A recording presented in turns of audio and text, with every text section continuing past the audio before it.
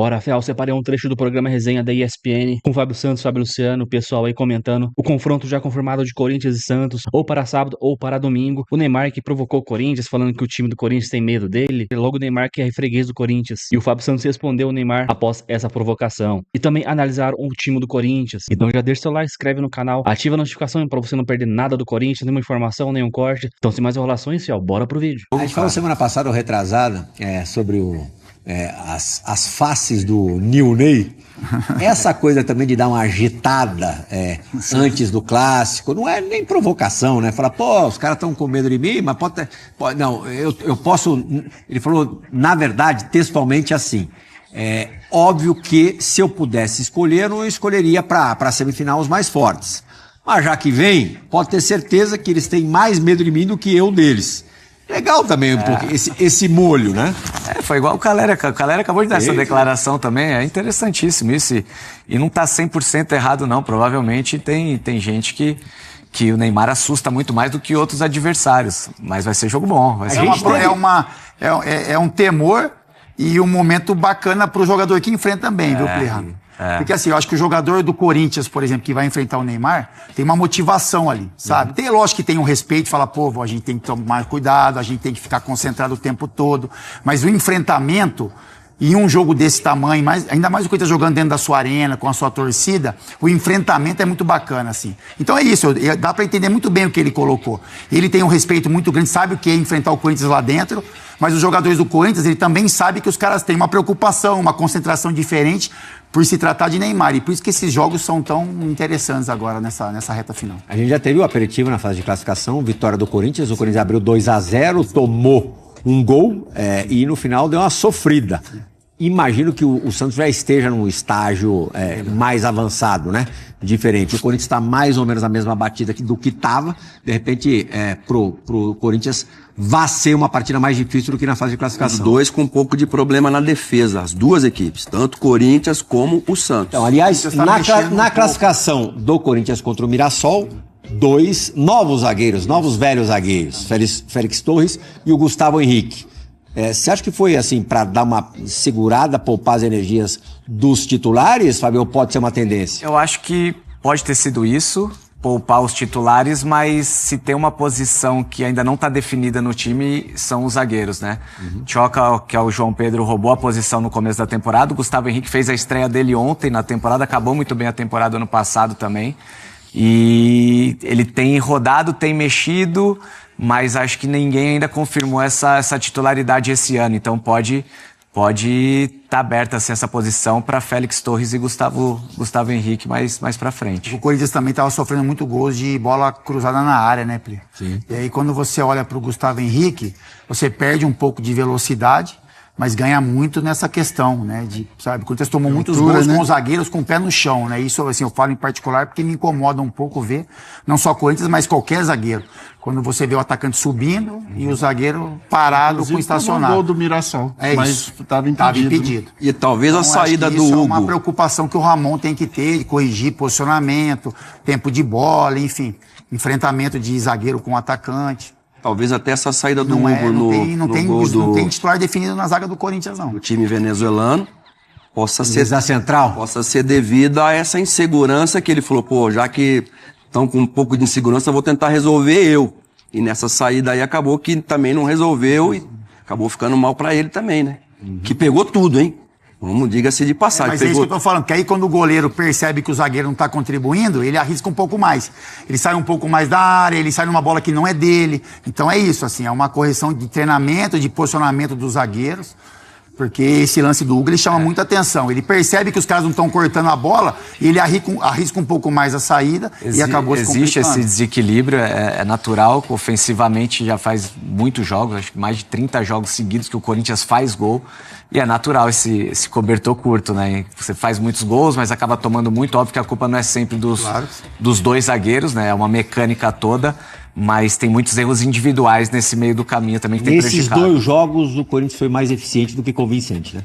Sim. Principalmente no meio da semana na Libertadores. Foi e o grande problema foi não ter achado soluções durante o jogo, assim, sabe?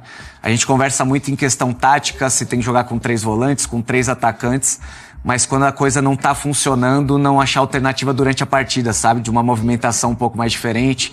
Depende muito ainda dos jogadores da frente, de um Garro. Se o Garro tá bem marcado, as coisas demoram a sair, achar soluções.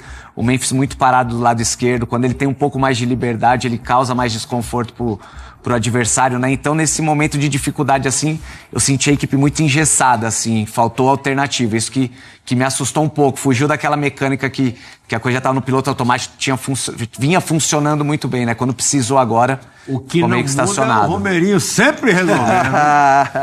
Sempre resolvendo. Ele sabe que ele é o artilheiro dali, da Neoquímica. Ele tinha feito 2 gols no final de semana contra o Guarani. E a primeira opção vinha sendo o Thales Magno, né? E quando o jogo tá enroscado no meio da semana, o Ramon coloca o Romero muito por saber da atmosfera do estádio, que realmente a torcida gosta dele, ele é iluminado lá em cima, ele tem. E essa é a verdade, cara. O Romero dentro da arena funciona muito bem. Do lado do papai ontem que entende a cobrança da torcida e tal, mas ele esperava, de repente, que a memória do torcedor fosse um pouco mais aguçada do que está se mostrando. A cobrança tem sido muito forte e o time teve uma reta final de temporada avassaladora, pro bem, e até agora perdeu um jogo na temporada de 25, né? Mas a produção. Mas é assim, né? Porra, a gente foi campeão mundial em 2012, 2013, os caras já estavam invadindo. O torcedor de bobo não tem nada, né? Ele viu aquele time lutando pra caramba, correndo pra caramba, porque tem qualidade. O torcedor olha e fala, bom, nosso time tem qualidade, mas o Corinthians, a torcida se movimenta de uma outra forma. Então, você tem qualidade e você corre pra caramba pra conseguir o resultado, enfim. E esses tempos, né, desses tempos pra cá, o Corinthians tá perdendo um pouco isso. O Corinthians tá em muitos momentos achando que vai ganhar os jogos só na qualidade. Não está colocando a mesma intensidade, o mesmo volume de jogo, e aí a arquibancada se movimenta também. Quer dizer, a gente tem qualidade, mas não tem a mesma luta, o mesmo empenho. E aí, enfim, no Corinthians, o jogador vai ser cobrado. Mas teve um incidente com o Garro, a lesão dele, e o Memphis não volta igual terminou. Sim, claro. O Memphis está começando. A gente vê o Oscar. Oscar, agora que você vê ele começando a ser o Oscar que o São Paulo espera. O Memphis não volta igual, o Garro, os meninos vão muito bem na seleção lá, os do Corinthians, então voltam já e ocupam um espaço também, mas o Angileri acabou de chegar, o Matheus Bidu, bom jogador, mas ainda não tem a experiência. Você vê o Mateuzinho lá, você vê um pouco de afobamento ainda em momentos lá na defesa. Agora, o Memphis é o cara que, calma, vamos jogar. O Corinthians tem mostrado isso, uma paciência, porque sabe que ali, qualquer momento, eles podem fazer o gol. A pressão não é só de jogar bem também, né? A pressão é que muito tempo o Corinthians não ganha nada, né? Há muito 2017, tempo. 2017, né? 2018. Então, um time como o Corinthians, dessa grandeza... Ontem tava, mas lembrando de você, Luiz. Você não era de enfeitar, você botava pra dentro de qualquer maneira. Feio é não fazer gol. Mas você fazia gols bonitos também. Ontem, o Yuri Alberto, Camininha, já pode deixar na agulha aí. O Yuri Alberto teve a chance de fazer um gol simples e fiquei com a impressão, você pode falar melhor do que eu, tava 1-0 o jogo. Ele quis dar uma enfeitada, fazer de letra. Essa é a minha impressão também. Quis fazer de letra. Tava 1-0. A sorte dele é que ele tava impedido. Será que ele não achou que já tava impedido? Deixa de ser amiguinho dele. Olha, ele bota a mão na cabeça, sabia nada, olha lá. A mão na cabeça, olha lá. Ficou desesperado que ele não fez o gol. Não sabia. Amizade. Não, porque ele não... O certo não é você olhar pro Bandeira e se dá impedimento... já faz assim, já pelo menos dava um migué. Né? Pelo menos ele dava um migué, né, Luiz? Faltou um miguézinho depois, que vai acontecer. Foi o sofrimento. Nessa aí eu não ia nem pensar, meu filho. A verdade é que o Bandeira salvou ele nesse lance. Corinthians, também classificado à semifinal do Campeonato Paulista, venceu o Mirassol jogando na sua arena. Já classificado para a semifinal com a melhor campanha geral do Paulista, o Corinthians tem outra decisão na próxima quarta-feira. No Equador, o Timão encara o Barcelona de Guayaquil, no duelo de ida da fase preliminar da Copa Libertadores da América. Nesta segunda, o elenco treinou no CT Joaquim Grava pela manhã e viajou logo em seguida para o Equador. Na terça, a equipe alvinegra fará um treinamento no CT do Emelec. Para o duelo, o técnico Ramon Dias terá o desfalque de Andileri, que ainda não está inscrito na Libertadores. O argentino estreou no domingo contra o Mirassol e deu uma assistência para o gol de Memphis Depay. Ranieri, que está machucado, também está fora de combate. O treinador poderá fazer mudanças na defesa formada por André Ramalho e João Pedro Choca, que foi criticada na vitória contra a Universidade Central da Venezuela na semana passada. Ele deve manter na zaga Félix Torres e Gustavo Henrique, que se destacaram contra o Mirassol e não foram vazados no final de semana. Gustavo terminou a temporada passada em alta, como titular, mas foi poupado nos primeiros jogos de 2025 por causa de uma lesão. O ataque vem embalado. Memphis Depay marcou o segundo gol na temporada e chegou à 5ª assistência. Já Romero tem ainda mais motivos para comemorar. O paraguaio ultrapassou Jô e virou o maior artilheiro do Corinthians no século XXI, com 66 gols marcados. Para conseguir uma vaga na fase de grupos da Conmebol Libertadores, o Corinthians sabe que um bom resultado em Guayaquil é fundamental. Números de Memphis Depay na vitória contra o Mirassol ontem. 57 ações com bola, 2 participações em gols, 3 finalizações, 3 delas certas, 4 chances criadas, 1 gol e 1 assistência. Sendo mais uma vez também importante e decisivo para o Corinthians em mais uma partida. Até o Ramon depois falou na coletiva, né, André, sobre esse entendimento do Memphis, da importância do jogo e de um jogo decisivo, mas a gente sabe o quanto ele também já entendeu o que é essa questão de estar no Corinthians, né, e esses jogos mais decisivos. Embora em algumas partidas, as últimas, tenha tido um desempenho mais abaixo, é inegável também que ele é um cara diferenciado, que mesmo no jogo em que está abaixo, consegue achar uma solução, uma bola, um passe, uma assistência, enfim. Sim. Tem sido um dos principais nomes desse time. Ontem o Corinthians não teve o Rodrigo Garro, né? Iniciou a partida sem ele, numa clara decisão da comissão técnica de entender que o Corinthians precisava se classificar ontem, mas não pode iniciar o próximo confronto de fase preliminar de Libertadores com o Barcelona de Guayaquil sem uma força muito clara em termos de escalação, sem jogadores literalmente guardados para esse confronto. É uma fase muito mais difícil do que a primeira e o Corinthians teve dificuldades contra o adversário da Venezuela, mas fez ontem uma partida bem melhor do que tinha feito no mesmo local em Itaquera, na partida de volta da Libertadores. Então o torcedor que viu os 2 jogos se sente um pouco mais confiante com a recuperação do nível de competição que o Corinthians mostrou. Saiu na frente, teve alguns problemas no início para fazer o seu jogo, em casa, estimulado pela torcida, 15, 20 minutos de problemas, saiu na frente, aí o jogo passou por aquele trecho em que quem acompanha o Corinthians mais de perto teme um pouco pela repetição de falhas defensivas, principalmente em jogadas de bola aérea na área. O Corinthians chegou a correr algum risco, mas aí, numa jogada do seu novo lateral, um belíssimo passe, gol de cabeça, as coisas se acalmaram completamente, o Corinthians venceu com todos os méritos. Elevou de novo o seu nível, deixou o torcedor esperançoso para o confronto de Libertadores. O Campeonato Paulista tem o seu valor para uma equipe que não comemora uma conquista há muito tempo, mas não tira ninguém da fila. É uma alegria muito efêmera, muito de momento quando acontece para um clube como o Corinthians, claro, e os outros grandes do futebol brasileiro.